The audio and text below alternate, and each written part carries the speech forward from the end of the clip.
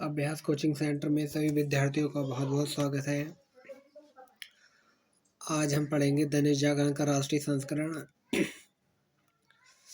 आज धनतेरस है और सभी विद्यार्थियों को, सभी भारतीयों को धनतेरस और दीपावली की हार्दिक शुभकामनाएं। आप सभी को सुख समृद्धि में वृद्धि होए, इसी हम कामना करते हैं। तो चलिए हम ज़्यादा समय खराब ना करते हुए सीधे न्यूज़ पर हम चलते हैं। और आज है सन 2070 तक भारत का नेट जीरो लक्ष्य। मोदी COP26 सम्मेलन, वैश्विक मंच पर विकासशील देशों की आवाज बना भारत। पीएम ने कहा, जलवायु परिवर्तन विकासशील देशों के लिए, किसानों के लिए बड़ी चुनौती। ब्रिटेन के शहर ग्लासगो में चल रहे COP26 शिखर सम्मेलन में सोमवार को प्रधानमंत्री नरेंद्र मोदी ने कहा कि भारत ने 2070 तक नेट जीरो कार्बन उत्सर्जन यानी कार्बन तटस्थता का लक्ष्य रखा है। उन्होंने कहा है कि भारत इकलौता ऐसा देश है जो पेरिस समझौते में जताई गई प्रतिबद्धता को पूरी तरह से पालन कर रहा है। प्रधानमंत्री ने भारत समेत विकासशील देशों और जलवायु परिवर्तन में किसानों के समकक्ष होने वाली परेशानियों और चुनौतियों को जोरदार तरीके से उठाया मुद्दा। खास तौर पर जिस तरह से अभी जलवायु परिवर्तन की वैश्विक चर्चा हो रही है, उसमें हो रहे बदलाव के मुताबिक ढालने के महत्व नहीं दिए जाने के मुद्दे पर पीएम नरेंद्र मोदी का जोर रहा। उन्होंने इसे विकासशील देशों के साथ अन्याय करार दिया। पीएम मोदी इटली में G20 की बैठक में हिस्सा लेने के बाद रविवार रात ग्लासगो पहुंचे, जहां 26वां संयुक्त राष्ट्र जलवायु शिखर सम्मेलन का आयोजन हो रहा है। मोदी ने action and solidarity the critical decade कार्यक्रम में अपना भाषण देते हुए दुनिया का ध्यान विकासशील देशों के किसानों की स्थिति की तरफ आकर्षित करवाया। उन्होंने कहा कि भारत समेत अधिकतर विकासशील देशों के लिए जलवायु बड़ी चुनौती है। खेती के पैटर्न में बदलाव आ रहा है। असमय बारिश और बाढ़ व लगातार आ रहे तूफानों से फसल तबाह हो रही है। पेयजल के स्रोत से लेकर कम कीमत सस्ते आवास, सभी जलवायु परिवर्तन के खिलाफ लचीला बनाना है। इस संदर्भ में पीएम मोदी ने 3 सुझाव रखे। बदलाव के मुताबिक जीवन शैली पर ढलने की जरूरत दिया जोर। पेयजल स्रोत से सस्ते घर तक को जलवायु परिवर्तन के खिलाफ लचीला बनाना होगा। 3 प्रमुख सुझाव दिए। इससे पहले की सुझाव यह है कि यह एडेप्टेशन को विकास नीतियों और परियोजनाओं का मुख्य अंग बनाना होगा। एडेप्टेशन यानी हो रहे बदलाव के मुताबिक अपनी जीवन शैली को ढालना। उन्होंने अपनी सरकार की नल से लेकर जल, स्वच्छ भारत और उज्ज्वला जैसी योजनाओं का जिक्र किया, जो भारत की जरूरतों और जरूरतमंद नागरिकों को एडेप्टेशन की सुविधा दे रही है, उनके जीवन स्तर को सुधार रहा है। नरेंद्र मोदी ने पारंपरिक समुदाय के प्रकृति के साथ सामंजस्य में रहने के तौर तरीकों की नीतियों में स्थान देने का दूसरा विचार दिया। उन्होंने कहा, ज्ञान के ये प्रवाह नई पीढ़ी तक जाने चाहिए और उन्हें स्कूल के पाठ्यक्रम में जोड़ा जाना चाहिए। प्रधानमंत्री का तीसरा सुझाव यह था कि भले ही एडेप्टेशन के तौर तरीके स्थानीय हो, किंतु पिछड़े देशों को इनके लिए वैश्विक सपोर्ट मिलनी चाहिए। अंत में प्रधानमंत्री मोदी ने कहा कि भारत ने पहले ही आपदा प्रतिरोधी बुनियादी ढांचे CDRI के लिए गठबंधन की पहल की हुई हो, लेकिन दुनिया के अन्य सभी देशों को इसके साथ जुड़ना चाहिए। विकसित देशों को भारत ने सुनाई खरी।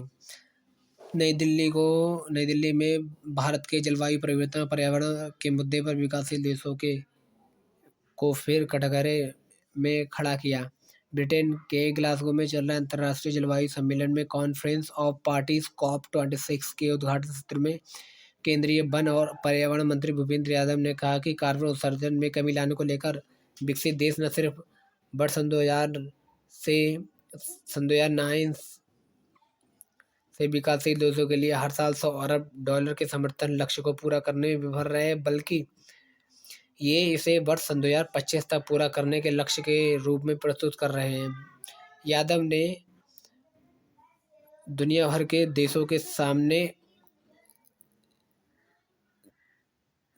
सामने चर्चा का एक नया एजेंडा भी तय किया। जिन्ना की जय जयकार पर अखिलेश चौतरफा गिरे। अखिलेश नकलऊ भारत विभाजन के जिम्मेदार कहे जाने वाले मोहम्मद अली जिन्ना की जय जयकार कर सपा मुखिया अखिलेश यादव ने उत्तर प्रदेश की राजनीति को गर्म मुद्दा दे दिया है।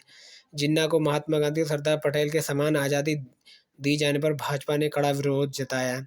मुख्यमंत्री योगी आदित्यनाथ ने कहा है कि जिन्ना से लौह पुरुष सरदार वल्लभ भाई पटेल की तुलना करना शर्मनाक है।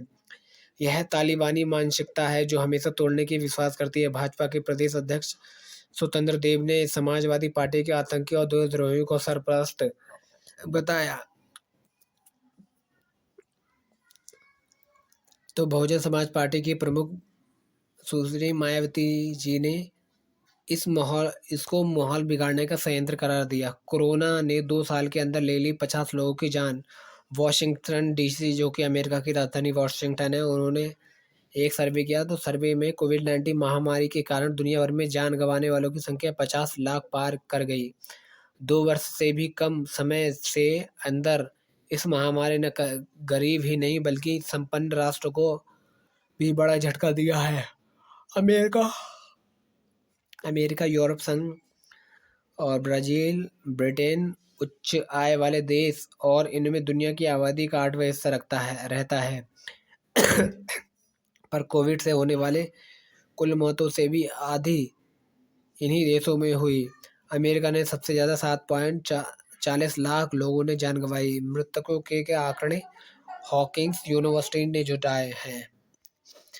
पीस रिसर्च इंस्टीट्यूट ओस्लो के मुताबिक वर्ष सन 1950 से लेकर अब तक की दुनिया भर में मारे गए युद्ध में करीब इतने ही लोगों की मौत हुई है जितने इस महामारी में मरे।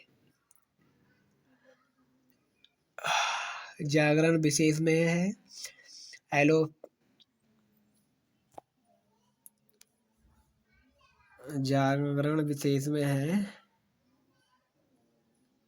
एलोपैथ संघ यूनानी दवाएं करेंगी कोरोना पर प्रहार।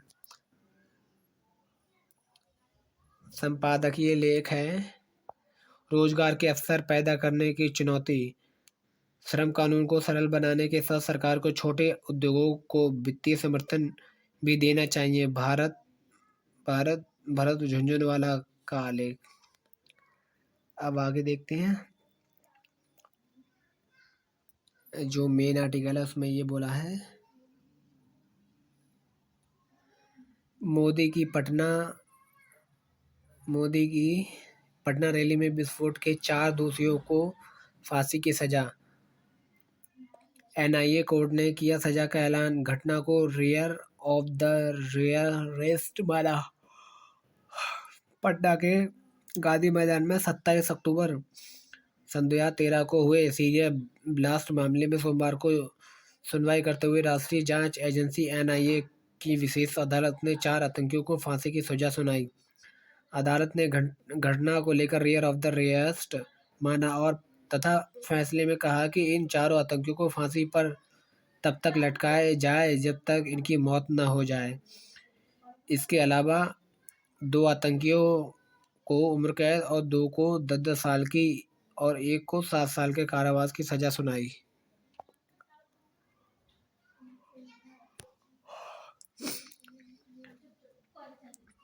और एक और न्यूज़ है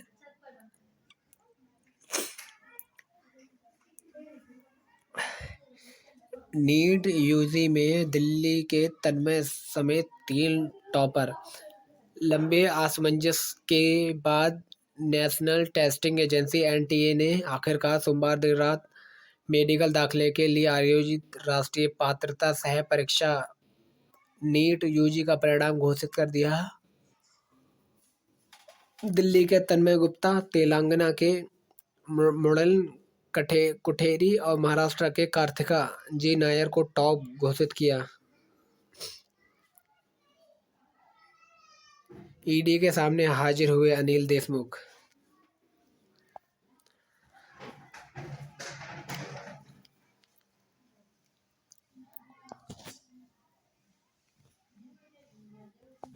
अपने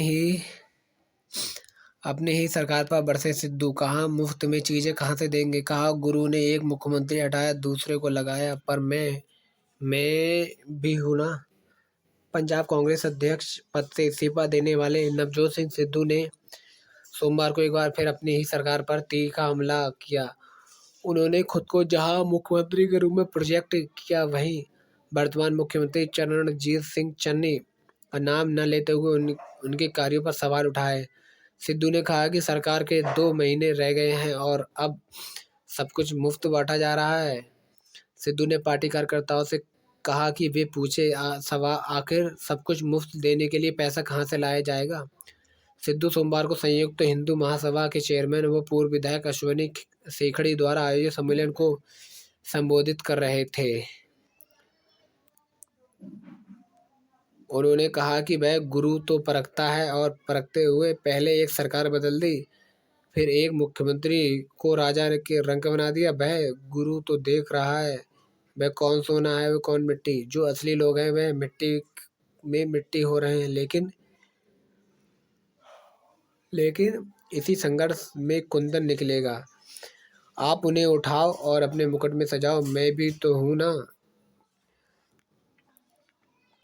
और उसके बाद जो दूसरी न्यूज़ है उसमें बोला गया है, आर्टिकल है, रिकॉर्ड जीएसटी संग्रह से दीपावली पर इकोनॉमिक जगमग, निर्यात भी बेहतर। अक्टूबर के निर्यात में गत वर्ष समान अवधि के मुकाबले 42.33% और अक्टूबर में सन 2019 के मुकाबले 32.31% की वृद्धि रही। अक्टूबर के आयात में गत वर्ष अक्टूबर के मुकाबले 62.49% का उछाल आया।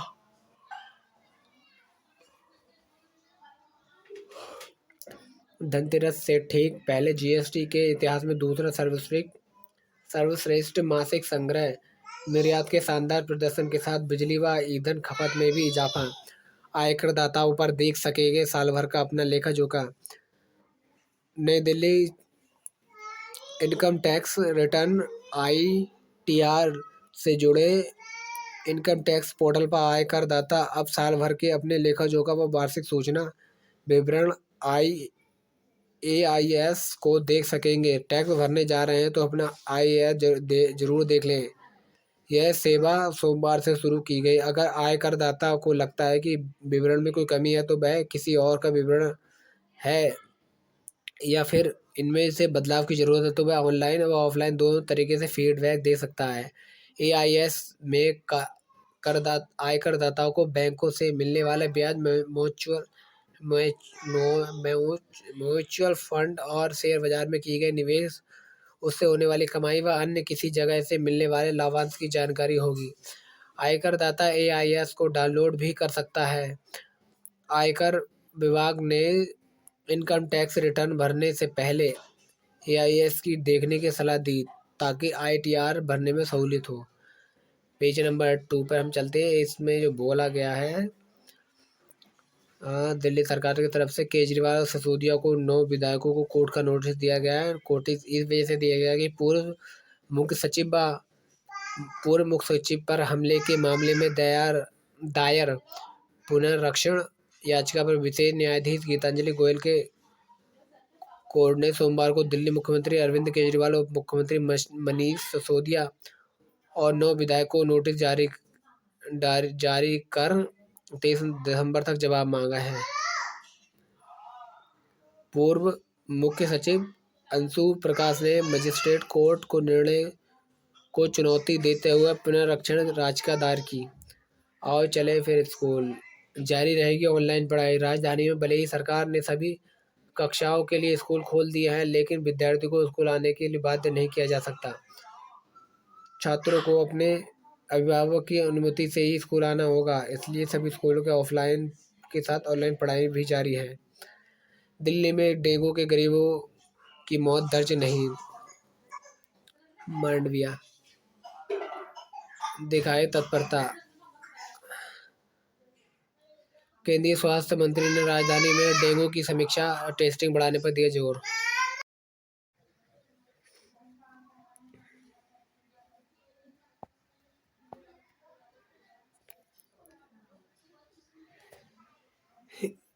दिल्ली में डेंगू से गरीबों की मौत दर्ज नहीं, मंडाविया। केंद्रीय स्वास्थ्य मंत्री ने राजधानी में डेंगू की स्थिति की समीक्षा की, टेस्टिंग बढ़ाने पर दिया जोर। डेंगू के हर दिन आ रहे थे 75 से ज़्यादा मरीज। कोरोना मरीजों के लिए आरक्षित बिस्तरों को इस्तेमाल डेंगू मरीजों के लिए करने का दिया सुझाव। दिल्ली में डेंगू के कारण होने वाले गरीबों की मौत दर्ज नहीं हो पा रही है। दिल्ली में डेंगू की स्थिति की समीक्षा के दौरान केंद्रीय स्वास्थ्य मंत्री मनसुख मांडविया ने राजधानी में डेंगू की टेस्टिंग बढ़ाने की जरूरत पर बल दिया ताकि पीड़ितों का सही इलाज हो सके। साथ ही उन्होंने दिल्ली सरकार व अस्पतालों में कोरोना मरीजों के लिए आरक्षित बिस्तरों का इस्तेमाल डेंगू मरीजों के इस्तेमाल करने के विचार दिया। मंडाविया ने डेंगू से प्रभावित सभी राज्यों में विशेषज्ञों की टीम भेजने का निर्देश भी दिया। छठे दिन राजधानी की वायु गुणवत्ता खराब। राष्ट्रीय राजधानी में सोमवार को लगातार छठे दिन हवा की गुणवत्ता खराब रही और राजधानी के PM 2.5 प्रदूषण में पराली जलाने से 7% प्रदूषण हुआ। वायु गुणवत्ता का पूर्वानुमान एजेंसी सफर ने कहा कि वह पश्चिमी और दक्षिण पश्चिमी दिशा से आने वाली हवाओं के कारण अगले 2 दिन में हवा की गुणवत्ता में मामूली सुधार होने की संभावना है। सफर ने भविष्यवाणी की है और दीपावली की रात राजधानी में PM से लेकर PM 10 का स्तर 2:30 बजे से अब PM 10 का स्तर 10 बजे तक का 250 से 398 माइक्रोग्राम प्रति क्यूबिक मीटर तक बढ़ सकता है। मालूम हो कि PM 2 बजे से लेकर 5 मिनट और 10 बजे की स्वीकार सीमा। सफर का कहना है कि 5 और 6 नवंबर की हवा की गुणवत्ता में काफ़ी गिरावट आने की आशंका है। उसके बाद आगे चलते हैं। पूर्व कांग्रेस विधायक अरविंदर सिंह लवली का निधन हो चुका है। DU में बायोमेट्रिक अटेंडेंस व्यवस्था फिर से शुरू की गई है। उसके बाद DU में इस बार केवल ऑनलाइन ही होंगी परीक्षाएं। दिल्ली दंगा शरजील पर चल रहे राजद्रोह के मामले में आदेश सुरक्षित। दिल्ली दंगे की साजिश रचने के आरोपित JNU छात्र शरजील इमाम पर चल रहे राजद्रोह के मामले में सोमवार को कटकड़ाडूमा कोर्ट ने आदेश जारी रख लिया है। स्टेशनों पर उमड़ रही भीड़, घर जाने वालों की भीड़। उसके बाद और देखते हैं। बाइक बोर्ड घोटाले में CBI ने दर्ज किया केस, 14 लोग आरोपित। एक्वालाइन विस्तार को मंजूरी का इंतजार। ग्रेटर नोएडा के निवासियों को नोएडा मेट्रो रेल कॉरपोरेशन ने एक्वालाइन के विस्तार को लेकर अभी इंतजार करना पड़ सकता है। इसकी बड़ी वजह केंद्र सरकार ने अभी तक डिटेल प्रोजेक्ट रिपोर्ट DPR को मंजूरी नहीं दिए जाना है। दुष्कर्म के आरोप में SDM पर थाने में मामला दर्ज। फेसबुक पर की थी दोस्ती शादी का झांसा देकर दुष्कर्म का आरोप। दिल्ली में तैनात एक SDM पर युवती ने शादी का झांसा देकर कई बार दुष्कर्म करने का आरोप लगाया। उसका बाद आते हैं पेज नंबर 3 पर, राजनीति से रिलेटेड है। और जो फ्रंट पेज पर मेन न्यूज़ उसमें बोला है कि 2% विश्व के टॉप विज्ञानियों ने WHO के 39 विज्ञानियों की जगह बनाई। अमेरिका के स्टैनफोर्ड यूनिवर्सिटी ने अपने सालाना जारी होने वाली सूची में उन्हें शामिल किया। कार्यवाहक कुलपति प्रोफेसर VK शुक्ला ने इस उपलब्धि के लिए विश्वविद्यालय परिवार को बधाई दी। और जो मेन आर्टिकल उसमें ये बोला गया है कि पटाखों पर पूर्ण प्रतिबंध नहीं हो सकता। अहम आदेश। शीर्ष अदालत ने कलकत्ता हाई कोर्ट के फैसले को रद्द किया है। बंगाल सरकार ने राज्य में प्रतिबंधित पटाखे व अन्य सामग्री को आने से रोकने को कहा है। सुप्रीम कोर्ट ने सोमवार को एक अहम टिप्पणी में कहा कि पटाखों पर पूर्ण प्रतिबंध नहीं हो सकता। बंगाल में काली पूजा, दिवाली व अन्य त्योहारों के दौरान पटाखों पर पूर्ण प्रतिबंध लगाने के कलकत्ता हाईकोर्ट के आदेश को रद्द कर दिया है। शीर्ष अदालत ने कहा है कि पटाखों के दुरुपयोग को रोकने के लिए निगरानी तंत्र का मजबूत बनाया जाना चाहिए।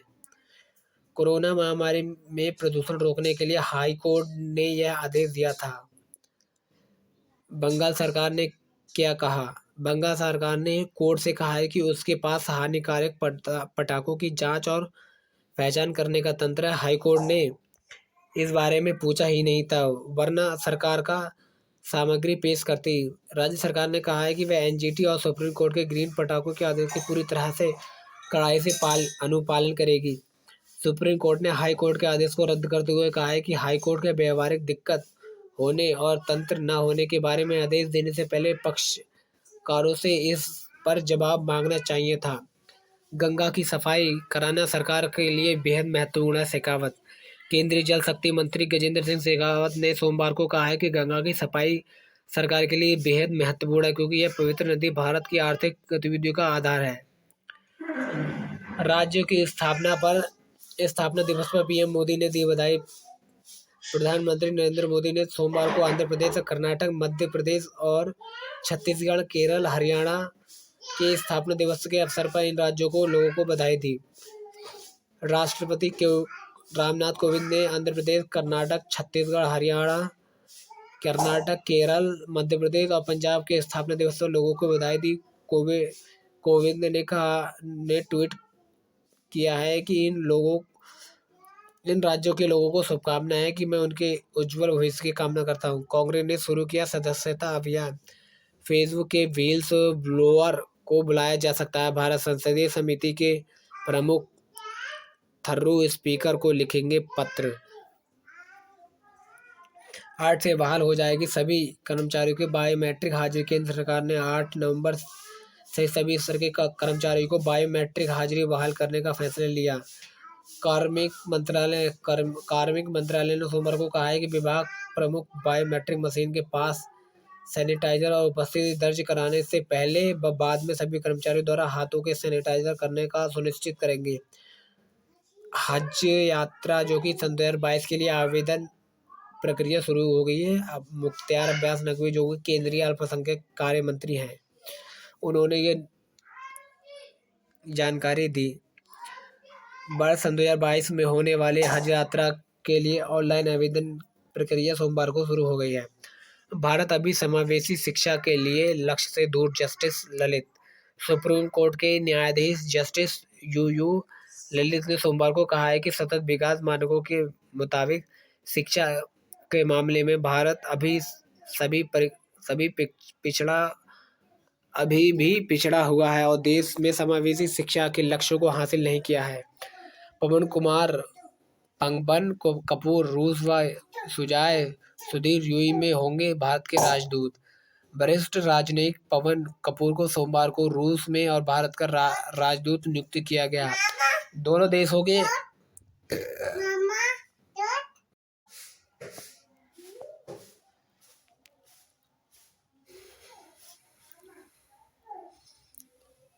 इसके अलावा वरिष्ठ राजनयिक सुजाय सुधीर को संयुक्त अरब अमीरात यूएई में भारत का राजदूत नियुक्त किया गया। हम बता दें कि 1990 के बैच के भारतीय विदेश सेवा IFS अधिकारी कपूर फिलहाल यूएई में भारत के राजदूत हैं।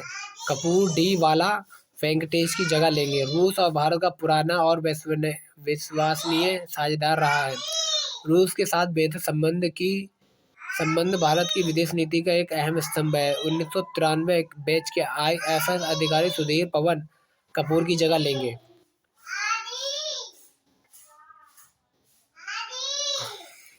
मतदाता सैकड़ों मील दूर से चुन सकेंगे अपना प्रतिनिधि। बीमा की किस्त जमा न होने पर रद्द हो सकता है बीमा भुगतान का दावा। सुप्रीम कोर्ट ने LIC को दिया बीमा संबंधी सभी शर्तें स्पष्ट रूप से लिखने का निर्देश। कोर्ट ने कहा है कि बीमा एक कानूनी समझौता, दोनों पक्षों की शर्तें पूरी करना जरूरी। किस्त की राशि जमा न होने से अमान्य हुई बीमा पॉलिसी से धनराशि प्राप्त करने के लिए किए जाने वाला दावा अस्वीकार हो सकता है। यह बात सुप्रीम कोर्ट ने कही। साथ ही इस बात का स्पष्ट उल्लेख बीमा पॉलिसी के दस्तावेज में करने का आदेश दिया है।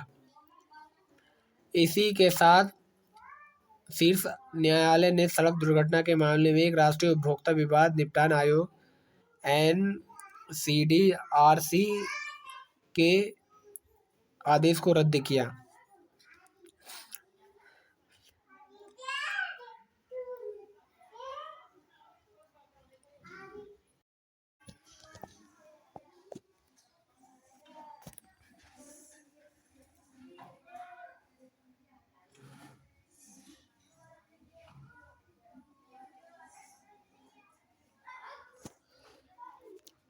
जिन्ना की जय जयकार पर चौतरफा गिरे अखिलेश। शर्मनाक है तालिबानी मानसिकता जो जोड़ने में नहीं तोड़ने में विश्वास करती है। मुख्यमंत्री योगी आदित्यनाथ जी ने भारत की ओर मुड़े तो तालिबान के लिए एयर स्ट्राइक तैयार रहेगी।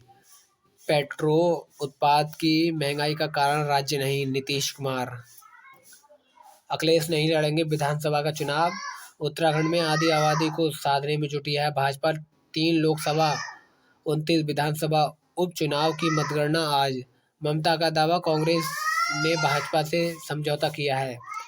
सिद्धू के नाम लिए बिना चन्नी की खिंचाई, घोटाले पर झूठ के लिए जनता से माफी मांगे भाजपा। और विनोद राय। लिएंडर पेस ने जताई चुनाव जीतने की इच्छा। बंगाल की मुख्यमंत्री ममता बनर्जी के गोवा दौरे के दौरान गत 3 दिनों तृणमूल कांग्रेस टीएमसी में शामिल हुए पूर्व टेनिस खिलाड़ी लिएंडर पेस ने आम चुनाव जीतने की इच्छा जताई। कांग्रेस से गांधी पटेल के बाद अम्बेडकर को छीन लेगी भाजपा। रघु शर्मा। एजी का इस्तीफा, सिद्धू की सरकार पर हमला करते ही नामंजूर। अमित शाह ने गांधीनगर हाईवे पर किया फ्लाईओवर का लोकार्पण। टीएमसी नेताओं की घर वापसी से भाजपा अपने बंगाल नेतृत्व से खफा। पेज नंबर 5 राष्ट्रीय फलक से रिलेटेड है। अयोध्या में दीप उत्सव के लिए सजने लगे दीपक। उपहार में दिए जा रहे हैं पंचगव्य निर्मित दिए। मलिक ने फडणवीस को बताया मास्टरमाइंड ड्रग्स मामला। जवाब में फडणवीस ने कहा कि नवाब मलिक के अंडरवर्ल्ड से संबंध हैं, दिवाली बाद देंगे सबूत। अब तक एनसीबी अधिकारी समीर वानखेड़े पर निशाना साधते आ रहे राकपा नेता नवाब मलिक ने पूर्व मुख्यमंत्री देवेंद्र फडणवीस को सीधे सीधे ड्रग्स के खेल का मास्टरमाइंड बता डाला। कुछ देर बाद फडणवीस ने न सिर्फ मलिक के आरोप का खंडन किया बल्कि अंडरवर्ल्ड का हिस्सा बताते हुए वह दिवाली के बाद इसका सबूत देकर बड़ा धमाका करेंगे। एसबीआई के पूर्व चेयरमैन दिल्ली से गिरफ्तार।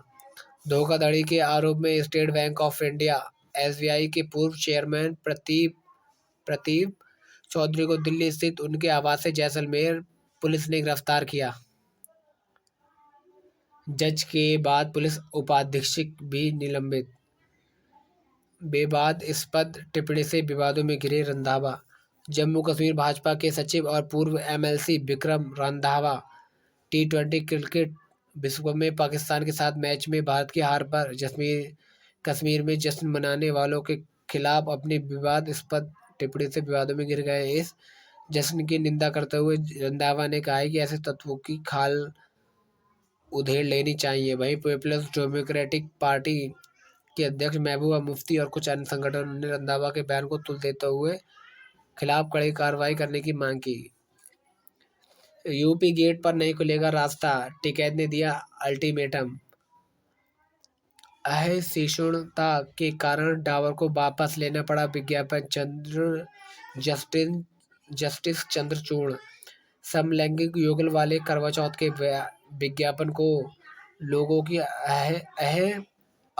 असहिष्णुता की वजह से डावर कंपनी द्वारा वापस लिए जाने वाले सुप्रीम कोर्ट ने न्यायाधीश जस्टिस डी.वाई. चंद्रचूड़ ने चिंता व्यक्त की। उन्होंने कहा है कि पुरुष और महिलाओं दोनों की मानसिकता बदलने की जरूरत है।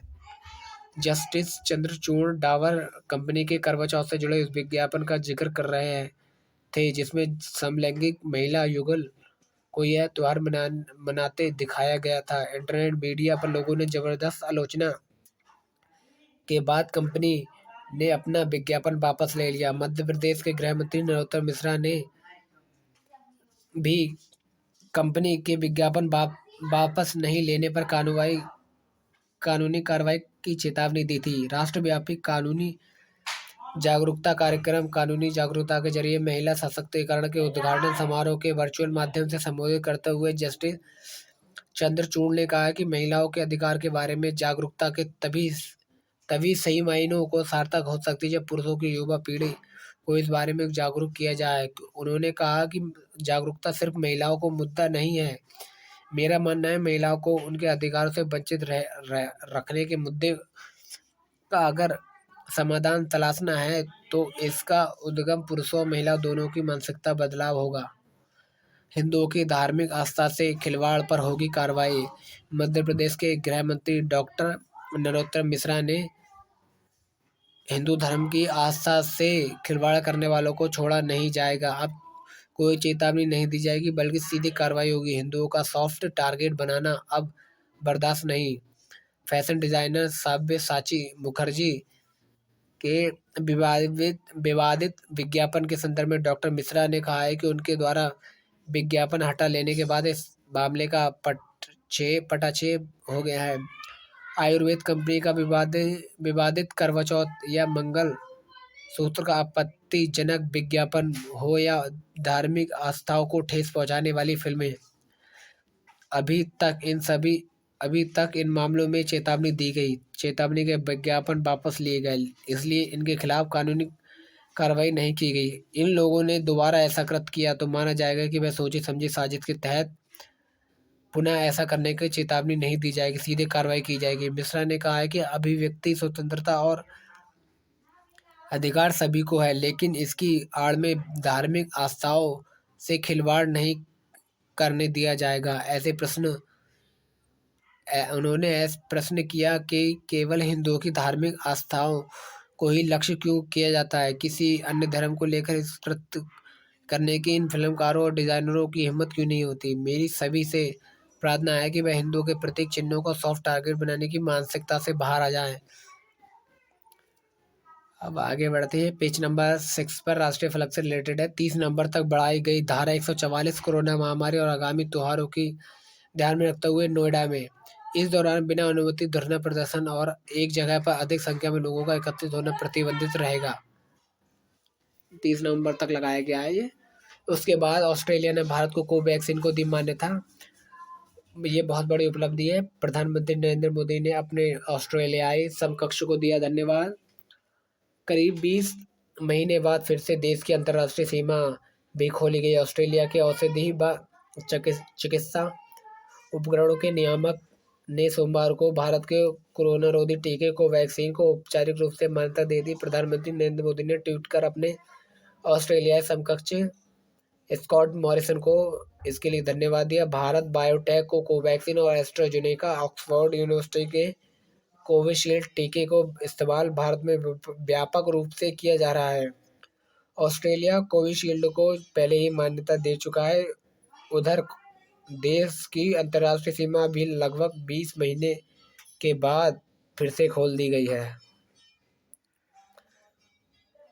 ऑस्ट्रेलिया के औषधि व चिकित्सा उपकरण नियामक ने कहा है कि थेरापेटिक गुड्स एडमिनिस्ट्रेशन (TGA) ने तय किया है कि भारत बायोटेक द्वारा निर्मित कोवैक्सीन व चीन के सिनफार्मा द्वारा निर्मित BBIPP और बी की को यात्री के टीकाकरण के लिए मान्यता दी जाएगी। यह मान्यता 12 वर्ष या उससे अधिक उम्र के यात्रियों के लिए है। उन्होंने कोवैक्सीन का टीका लगाया है। इस प्रकार 18 से 60 वर्ष के लोगों के लिए BBIPP और बी के टीके मान्यता दी गई है। भारत में ऑस्ट्रेलिया के उच्चायुक्त बैरी ओफरेल ने ट्वीट किया, TGA ने कोवैक्सीन को मान्यता दे दी है। यात्रा उद्देश्य के लिए यह वैक्सीन मान्य होगी। उधर ऑस्ट्रेलिया की अंतर्राष्ट्रीय सीमा भी सोमवार को फिर से खोल दी गई। इसके साथ ही 20 महीने के सख्त प्रतिबंध समाप्त हो गए। ऑस्ट्रेलिया उन देशों में शुमार था जिन्होंने मार्च 2020 में अंतर्राष्ट्रीय सीमा को विदेशी यात्रियों के लिए बंद कर दिया था। 24 घंटे में 12,500 मिले नए मामले, 251 की मौत हो चुकी है। कोरोना वैक्सीन मीटर, 24 घंटे में नए मामले 12,830, कुल सक्रिय मामले 1,59,272, 24 घंटे के टीकाकरण 12,77,000। कानपुर में एक और जीका संक्रमित, अब तक 11 मिले। कानपुर के शिव कटरा मोहल्ले में सोमवार को 42 वर्ष की महिला को जीका वायरस का संक्रमण मिला। शिक्षण कार्य ऑफलाइन व ऑनलाइन हो, जाने माने शिक्षाविद व नवप्रवर्तक सोनम वांगचुक, जिसे हम थ्री इडियट के फुनसुक वांगडू थे, उन्होंने कहा है कि कोरोना महामारी ने देश को ये दिखाया है कि शिक्षण के ऑनलाइन व ऑफलाइन दोनों माध्यम में समान जोर दिए जाने की जरूरत है। और उसके बाद आगे हम देखते हैं। ईडी के सामने हाजिर हुआ अनिल देशमुख। महाराष्ट्र के पूर्व गृह मंत्री को हाईकोर्ट से नहीं मिली कोई राहत, पूछताछ के लिए हाजिर होने का पांच बार समन भेजी जा चुकी है एजेंसी। महाराष्ट्र के पूर्व गृह मंत्री अनिल देशमुख दाएं से पहले सोमवार को मुंबई स्थित प्रवर्तन निदेशालय ईडी कार्यालय में पेश हुए। इस दौरान उनसे मनी लॉन्ड्रिंग मामले में पूछताछ हुई। मनी लॉन्ड्रिंग बोलते हैं, मनी लॉन्ड्रिंग उसको बोलते हैं पैसों की हेरा फेरी, यहाँ से पैसे दूसरे के में, एक तरह की कर चोरी मान लो। महाराष्ट्र के पूर्व गृह मंत्री अनिल देशमुख अंततः सोमवार को प्रवर्तन निदेशालय ईडी के सामने हाजिर हो गए। पिछले सप्ताह ही बॉम्बे हाई कोर्ट ने उन्हें राहत देने से इनकार कर दिया। ईडी ने उन पर मनी लॉन्ड्रिंग का मामला दर्ज कर रखा है। एजेंसी अब तक 5 पर पूछताछ के लिए हाजिर होने का समन भेज चुकी है। रेलवे के इंजीनियर के खिलाफ 1.29 करोड़ का रिश्वत लेने का मामला दर्ज किया है। केंद्रीय जांच ब्यूरो सीबीआई ने बेंगलुरु में तैनात दक्षिण पश्चिम रेलवे के एग्जीक्यूटिव इंजीनियर के खिलाफ ठेकेदारों से 8 साल की अवधि में 1.29 करोड़ से अधिक रिश्वत लेने के आरोप मामला दर्ज किया है। मौत बांटने वाले चेहरों पर आया खौफ। गया में सीरियल ब्लास्ट के बाद छत्तीसगढ़ में जुटे थे आतंकी। गांधी मैदान में सीरियल ब्लास्ट में सोमवार को एनआईए कोर्ट ने फांसी की सजा पाने वाले इम्तियाज अंसारी, हैदर अली, नुमान अंसारी, मोजीबुल्ला समेत सभी 9 आतंकियों को शाम 5 बजे बेउर जेल लाया गया। जांच हत्याकांड ने सीबीआई ने दाखिल की एक और चार्जशीट। काशी में 12 से 14 नवंबर तक बैठेगी संसद। मासूम बेटिया को मिली खाकी की गोद।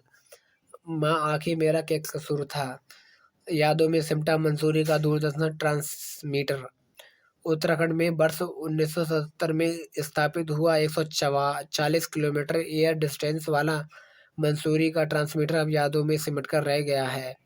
रविवार रात 12 बजे इसे हमेशा के लिए बंद कर दिया गया है। बिजनेस से रिलेटेड है, पेज नंबर 7। सेमीकंडक्टर की वैश्विक कमी से कारोबारी माहौल निश्चित तौर पर चुनौतीपूर्ण है, हालांकि हम इससे उबरने के लिए सभी उपाय कर रहे हैं। फास्टैग टोल संग्रह रिकॉर्ड स्तर पर पहुंचा है। फर्टिलाइजर की कमी नहीं है, मनसुख मांडविया। उर्वरक मंत्री ने दिया दिशा निर्देश। कमी की अफवाह फैलाने वालों पर सख्ती से निपटे राज्य। वर्तमान स्थिति, नवंबर में राज्य की मांग के मुकाबले पर्याप्त फर्टिलाइजर है। सेंसेक्स ने वापस पाया 60,000 का स्तर। 50 करोड़ तक के लोन फैसले गलत हुए तो नहीं होगी कार्रवाई।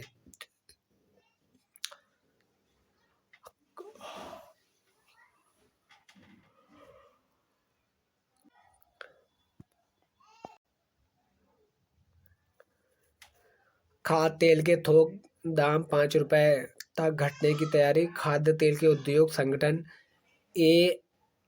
एएसईए ने सोमवार को कहा है कि उसके सदस्य ने थोक दाम में 3 से 5 रुपए प्रति किलोग्राम कटौती का फैसला किया है। इसका उद्देश्य त्योहारी सीजन में ग्राहकों को राहत पहुंचाना है, क्योंकि खुदरा दाम और घटने की कोई उम्मीद नहीं दिख रही है। बिजली क्षेत्र को कोल इंडिया से आपूर्ति 30% बढ़ी। देश की सबसे बड़ी कोयला कंपनी कोल इंडिया लिमिटेड CIL ने अक्टूबर में सोमवार को बिजली क्षेत्र के पिछले वर्ष समान अवधि मुकाबले में 23% अधिक कोयला की आपूर्ति की है। कॉमर्शियल एलपीजी की कीमत 266 रुपये बढ़ी। लगातार छठे दिन पेट्रोल व डीजल लगातार छठे दिन पेट्रोल व डीजल की कीमत 35 पैसे प्रति लीटर की वृद्धि हुई है। 19 किलो गैस वाला कॉमर्शियल सिलेंडर 2,000 रुपये से अधिक का हुआ। पेट्रोलियम उत्पाद की कीमतों में लगातार बढ़ोतरी हो रही है। अक्टूबर महीने में 31 दिनों में 23 बार पेट्रोल व डीजल की महंगा करने के बाद तेल कंपनी ने नवंबर से पहले दिन इनकी कीमत में 35 रुपये भी प्रति लीटर का इजाफा किया। उसके बाद आगे देखते हैं। 1 करोड़ का मुआवजा लेने को जीवित हो गए पूर्व सांसद। एक व्यक्ति ने खुद को सांसद बताया, एसडीएम कार्यालय में पहुंचा, मांगा मुआवजा। 2 बार राज्यसभा सदस्य रहे जनता पार्टी के नेता प्रेम मनोहर कृषि भूमि के मुआवजे 1 करोड़ रुपए मुआवजा लेकर अफसरों के सामने अजब-ओ-गरीब स्थिति बन गई। जम्मू कश्मीर जम्मू में खाई में गिरा वाहन, लेफ्टिनेंट कर्नल की मौत। 1865 में रखे संदूक को काटकर सोने के गहने चोरी हो चुके हैं। गौरी लंकेश हत्याकांड में 17 के खिलाफ आरोप गठित। जोजिला बैटल डे ताजा हुआ। सेना का असाधारण वीरता के किस्से। केंद्रीय शासित प्रदेश लद्दाख में पाकिस्तान और चीन के सामने डटी भारतीय सेना व इस प्रदेश के दुश्मन से बचाने का बीड़ा 73 साल बाद पहले उठाया गया। आईडीबीआई बैंक के साथ 63 करोड़ की धोखाधड़ी का मामला दर्ज। केंद्रीय जांच ब्यूरो सीबीआई ने सन 2014 और सन 2016 के बीच आईडीबीआई बैंक के साथ 63.10 करोड़ रुपए की धोखाधड़ी करने के आरोप में मुंबई की top birth steel and power limited और उसके निदेशकों के डायरेक्टरों के खिलाफ मामला दर्ज किया। अधिकारियों ने सोमवार को यह जानकारी दी। पेज नंबर 8 विचार से रिलेटेड है। विद्या वही जो जिससे दुखों से छुटकारा मिल जाए, रोजगार के अवसर पैदा करने की चुनौती। श्रम कानून को सरल बनाने के साथ सरकार को छोटे उद्योगों को वित्तीय समर्थन भी देना चाहिए। पटाखों पर मनमानी पाबंदी। यह अच्छा हुआ है कि उच्चतम न्यायालय ने सुप्रीम कोर्ट ने कलकत्ता हाई कोर्ट के आदेश को रद्द किया, जिसमें दीपावली, छठ पूजा से लेकर नव वर्ष तक पटाखे पर पूरी तरह पाबंदी लगा दी थी। ऐसे आदेश उत्सवों के उल्लास को भी फीका करने का काम करते हैं। प्रदूषण पर नियंत्रण में सहायक भी नहीं होते। लोक लुभावना राजनीति पर कांग्रेस सावधानी भी जरूरी। एक दिया ऐसे भी जलाए। इस दीपावली पर एक दिया ऐसा भी जलाए जो सौहार्द व एकता की मिट्टी से बना हो, जिसमें स्नेह की बाती हो। पेज नंबर 9 विमर्श है। आदि आबादी सही दिशा में सदी कदम। प्रधानमंत्री नरेंद्र मोदी ने हाल ही में मन की बात के माध्यम से बेटियों के गौरव को प्रेरक बताया। दरअसल बेटियों ने तमाम समस्याओं को बीच स्वयं को साबित करने और बीतते कुछ वर्षों के दौरान पुलिस में आधी आबादी की भागीदारी के आंकड़े ने एक नया कीर्तिमान रचा। इससे यह साबित होता दिख रहा है कि देश का भविष्य तय करने के लिए महिलाओं की हिस्सेदारी बढ़ रही है। तभी प्रधानमंत्री भी स्वयं को कहने से रोक नहीं सके कि नई पीढ़ी की दिशा मिलेगी। समीक्षकों की दुविधा और कवि का फोन। ममता का कांग्रेस मुक्त भारत अभियान। अभी दो दिन पहले गोवा में बंगाल की मुख्यमंत्री तृणमूल प्रमुख ममता बनर्जी ने कांग्रेस पर प्रहार करते हुए कहा कि मोदी और ताकतवर होते जा रहे हैं, जिसका कारण कांग्रेस है। अनुसंधान और विकास को प्रोत्साहन। भारतीय आयुर्वेद दुनिया की प्राचीनतम चिकित्सा पद्धति है, लेकिन भारत में अब तक इसका कोई यथोचित विकास नहीं हो पाया। लिहाजा संबंधित शोध कार्यों को अंजाम देते हुए अनेक बीमारियों का इलाज इससे संभव बनाया जा सकता है। पेज नंबर 10 वैचारिक से रिलेटेड है। वन्य जीव की सुरक्षा का सवाल है और चुनौती बढ़ रहा है। जीका वायरस सस्ती और निर्बाध बिजली आपूर्ति, शिशुओं की स्वास्थ्य सुविधा, गांवों और मोहल्लों में जर्जर मंदिरों की सवारी की वही काशी प्रांत से शुरुआत। विश्व हिंदू परिषद ने सामाजिक चेतना जगाने के लिए उठाया बीड़ा। संगठन स्थानीय लोगों की मदद लेने के साथ खुद भी देगा सहयोग। मतन तरण और लब जिहाद से करेंगे सजग। विश्व हिंदू परिषद के पद अधिकारियों का कहना है कि धर्म परिवर्तन और लब जिहाद के प्रति जन जागरूकता लाने के लिए ठोस कदम उठाने की जरूरत है। संगठन के कार्यकर्ता ऐसे ही किसी मंदिर का एकत्र होकर सामूहिक चर्चा करेंगे। मातृशक्ति को भी इस वैचारिक चेतना आंदोलन में शामिल किया जाएगा। विश्व हिंदू परिषद ने अब गांव और मोहल्लों में स्थित मंदिरों के जीर्णोद्धार और उनके संचालन में सहयोग का बीड़ा उठाया है। इसकी शुरुआत काशी प्रांत में होने वाले 19 जिलों में होगी। -20 डिग्री में 14,000 फीट से जंप कर पैरा कमांडो ने दिखाया दम। अगले 15 अगस्त तक पहुंच जाएगा लद्दाख के हर घर में जल। लद्दाख का कोई भी घर बिना जल ना रहे, इसके लिए लद्दाख प्रशासन तेजी से काम कर रहा है। जल जीवन मिशन के तहत 15 अगस्त तक पूरे लद्दाख के हर घर तक जल पहुंचाने का लक्ष्य है।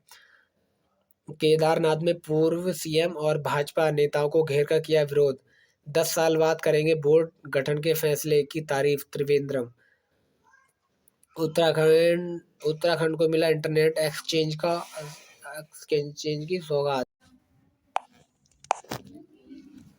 पेज नंबर 11 अंतर्राष्ट्रीय खबरों से संबंधित है। यहाँ पर जो जलवायु वाला हुआ था COP26 से रिलेटेड न्यूज़ थी। जलवायु परिवर्तन समस्या, कारण, दुष्प्रभाव और समाधान। औद्योगिक काल के बाद से विकास के नाम पर जिस तरह ग्रीन हाउस गैस का उत्सर्जन बढ़ता चला गया, अब पूरी दुनिया के लिए चिंता का विषय बन गया है।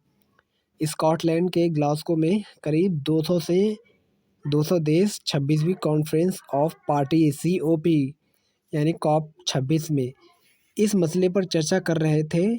समस्या, कारण, दुष्प्रभाव और समाधान की ओर बढ़ते कदम। कुछ पैराग्राफ को समझने का प्रयास करते हैं। समस्या, वातावरण में बढ़ रही कार्बन डाइऑक्साइड का स्तर पार्ट्स प्रति मिलियन।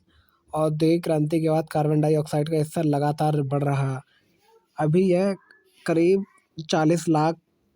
40 लाख साल के सर्वोच्च स्तर पर है। विज्ञानियों का कहना है कि इसके बढ़ने की दर 6.6 करोड़ सर्वाधिक थी। इसी तरह से जीवाश्म ईंधन का प्रयोग से इस तरह से हर साल कोयला, पेट्रोलियम जैसे जीवाश्म ईंधन के जलने से वातावरण में करोड़ों टन कार्बन डाइऑक्साइड मुक्त होती है। उसके बाद कृषि क्षेत्र में मीथेन एक अहम ग्रीन हाउस गैस है। इसका उत्सर्जन लगातार बढ़ रहा है, विशेष तौर पर पर्यावरण और लैंडफिल साइट का इसमें अहम योगदान है। यह भी बढ़ते तापमान का अहम कारण है। और इस तरह से आप नीचे देख सकते हैं। चलिए हम आगे बढ़ते हैं। भारत ब्रिटेन में सुरक्षा समेत कई क्षेत्रों पर सहयोग में वार्ता हुई थी। COP26 में शामिल होने गए मोदी ने ब्रिटेन में PM जॉनसन से भी मुलाकात की। नेपाल, इजराइल, जापान, अर्जेंटीना आदि देशों के प्रमुखों ने आज बातचीत होगी। ग्लासगो का COP26 बैठक में हिस्सा लेने पहुंचे प्रधानमंत्री नरेंद्र मोदी ने सोमवार को ब्रिटेन के PM बोरिस जॉनसन से द्विपक्षीय मुलाकात की। PM मोदी की यह जॉनसन के द्वारा PM चयनित होने के बाद आमने सामने मुलाकात थी। दोनों देशों के नेताओं ने तमाम द्विपक्षीय और बहुपक्षीय मुद्दों पर चर्चा की। जापान के संसदीय चुनाव में किशिदा के गठबंधन को मिला बहुमत। प्रधानमंत्री मोदी ने जापान के PM को दी बधाई। जापान के प्रधानमंत्री फुमियो किशिदा के गठबंधन को संसदीय चुनावों में कुछ सीटों के नुकसान के बावजूद बहुमत हासिल हो गया। प्रधानमंत्री नरेंद्र मोदी ने किशिदा के संसदीय चुनाव में मिली जीत पर बधाई दी है। G20 चीन के वैकल्पिक सप्लाई चेन का रोड मैप तैयार होगा। कोरोना महामारी के बाद वैश्विक और वैकल्पिक सप्लाई चेन का विकल्प बनाने में जुटा अमेरिका भारत व दूसरे समान विचारधारा वाले देशों के बीच नीतिगत स्पष्टता आने लगी है। G20 बैठक के दौरान रविवार को देर शाम तक अमेरिकी राष्ट्रपति जो बाइडेन की अध्यक्षता में 15 देशों के प्रमुखों की बैठक में बनी सहमति का सीधा मतलब यह है कि लोकतांत्रिक देशों का एक बड़ा समूह आने वाले दिनों में आर्थिक उत्पादन व कच्चे माल के लिए चीन पर निर्भरता कम करेंगे। ये देश जल्द ही ऑटोमोबाइल से लेकर इलेक्ट्रॉनिक उत्पादों तक, जूतों से लेकर फर्नीचर तक के निर्माण एक नई व्यवस्था लागू करेंगे। यह भारत के लिए आर्थिक तौर पर बड़ी संभावना वाली व्यवस्था हो सकती है। यही वजह है कि इस बैठक में पीएम नरेंद्र मोदी ने आश्वस्त किया था कि भारत वैश्विक सप्लाई चेन में अपनी जिम्मेदारी निभाने को तैयार है। ग्लोबल सप्लाई चेन यानी वैश्विक स्तर पर तमाम तरह के औद्योगिक उत्पादों सेवाओं के निर्माण में विभिन्न देशों की सहभागिता व सवाल कोरोना महामारी की शुरुआत से खड़ा हुआ है। जिस तरह से पूरी दुनिया में लॉकडाउन हुआ, उसकी वजह से उत्पादन व सेवाएं काफ़ी प्रभावित हुई। नए भू राजनीतिक माहौल में चीन पर निर्भरता कम करने की कोशिश की जा रही है। अभी तक इस सप्लाई चेन में चीन की भूमिका सबसे महत्वपूर्ण है और उसके आर्थिक विकास में इसका बहुत बड़ा योगदान है। चीन पर निर्भरता की वजह से अभी पूरी दुनिया कई तरह के उत्पादों के निर्माण में परेशानी हो रही है, क्योंकि चीन ने उसके लिए कच्चे माल कलपुर्जे की आपूर्ति नहीं हो पा रही। वैश्विक सप्लाई चेन में चीन का वैकल्पिक बनने का मुद्दा भारत, अमेरिका, ऑस्ट्रेलिया व जापान के बीच बने क्वाड संगठन में काफ़ी अहम है। बाइडेन ने सदस्य देशों को भरोसा दिलाया है कि उनका कई कदम उठाने जा रहा है जिससे भविष्य और औद्योगिक उत्पादन और सेवाओं के लिए किसी देश का निर्भरता न हो। साथ ही यह किसी तरह की प्राकृतिक व मानव समस्याओं को बाधित न होने दे। अमेरिका व्यवस्था को मजबूत बनाने के लिए अतिरिक्त फंड मुहैया कराएगा। भारत ने कहा कि भावी व्यवस्था विश्वसनीय और पारदर्शी होनी चाहिए। पीएम नरेंद्र मोदी ने कहा, भावी व्यवस्था विश्वसनीय और पारदर्शी निर्धारित होने चाहिए। समय सीमा को लेकर हो, सेमीकंडक्टर, दूसरे उत्पाद को लेकर शिपिंग कंटेनर तक की कमी हो रही है। विकासशील देशों की वैकल्पिक उत्पादन सुविधा पर ध्यान देना चाहिए। भारत फार्मास्यूटिकल्स सूचना प्रौद्योगिकी सप्लाई चेन में भूमिका निभाने के बाद स्वच्छ तकनीक में भी ऐसी ही भूमिका निभाने को तैयार है। पाकिस्तान में अल्पसंख्यकों की हत्या और ईश निंदा के मामले बढ़े हैं। EASO की रिपोर्ट में हिंदू, सिख व ईसाई समुदायों के लोगों की हत्या व जबरन मतांतरण, धर्म परिवर्तन जैसी वारदातों में उल्लेखनीय वृद्धि देखी गई है। उसके बाद हम नीचे बढ़ते हैं। यहाँ पर इंग्लैंड में पटरी से उतरी ट्रेन दूसरी से टकराई, 13 लोग घायल हो चुके हैं। ब्रिटेन के दक्षिणी शहर सैलिसबरी में एक ट्रेन पटरी से उतर गई है, दूसरी ट्रेन उससे टकरा गई। इससे हादसे में 13 लोग घायल हो गए हैं। गनी ने कहा था कि तालिबान के मरते दम तक लड़ेंगे, वह भाग गए। ब्लिंकन, अमेरिकी विदेश मंत्री एंटनी ब्लिंकन ने कहा है कि अफगानिस्तान के पूर्व राष्ट्रपति अशरफ गनी को तालिबान से मुकाबला करने के लिए तैयार किया गया था। कोरोना ने 2 साल के अंदर ले ली 50 लाख लोगों की जान। और उसके बाद पेज नंबर 12, इसमें दैनिक विश्व कप से रिलेटेड न्यूज़ है। इसमें टॉप पर इंग्लैंड है, 4 मैच जीते, कोई भी मैच नहीं हारा है। दक्षिण अफ्रीका 3 मैच हुए जिसमें 2 जीता है, 1 हारा है। ऑस्ट्रेलिया 2 जीता, 1 हारा है। श्रीलंका 1 जीता, 3 हारा है। उधर पाकिस्तान 3 मैच जीते हैं और 1 भी मैच नहीं हारा है। देखते रहो क्या क्या हो रहा है, बताओ। भारत 1 मैच नहीं जीता तो ऐसा होता। विराट की वनडे कप्तानी भी खतरे में। बटलर का शतक, इंग्लैंड की 4थी जीत। उम्मीद के अनुसार चल रहा है T20 विश्व कप। मुख्य मैनेजर के बिना चुनौती पेश करेगा बार्सिलोना। शास्त्री और धोनी खिलाड़ियों का मनोबल बढ़ाएं। सन 2008 T20 राष्ट्रीय खेल पुरस्कार विजेता को मिली ट्रॉफी, गांगुली वर्मा ने भेजी कानूनी नोटिस। सप्तरंग में अध्यात्म से रिलेटेड न्यूज़ है, धनतेरस से रिलेटेड ये वाली न्यूज़ है। और ये गोवर्धन पूजा से रिलेटेड है, ये भैया दूज से रिलेटेड न्यूज़ थी। और उसके बाद पेज नंबर 14 यहाँ पर आजकल से रिलेटेड है। बीबीसी ने शुरू की थी पहली एचडी टेलीविजन सेवा। भारतीय मजदूर के साथ मॉरिशस पहुंचा था पहला जहाज। होम्योपैथ के ध्वजवाहक बने महेंद्र लाल सरकार। एलोपैथ के साथ यूनानी दवाएं करेंगी कोरोना का प्रचार। इलेक्ट्रिकल प्लेन से उड़ान, दुनिया के प्रदूषण की बढ़ती चिंताओं के बीच न्यूजीलैंड के पायलट गैरी फ्रीडमैन ने पहली बार कुक स्ट्रेट के ऊपर इलेक्ट्रिक प्लेन उड़ान भरी और बाद में प्लेकेटन हवाई अड्डे पर इसे सफलतापूर्वक उतारा। एपेंडिसाइटिस का खोज इलाज, 3 महीने में एंटीबायोटिक देने से सर्जरी कराने की जरूरत हुई कम। मानव में अपेंडिक्स एक अफसोसी अंग। मेन्यू की पता स्क्रीन शॉट में है। शुरू से पैसे खर्च करने और कुछ ज़्यादा खास नहीं। आई होप आप सभी भी भारतीय इस न्यूज़पेपर को अच्छे से पढ़ेंगे और लोगों को ज़्यादा से ज़्यादा शेयर करेंगे। थैंक यू, जय हिंद।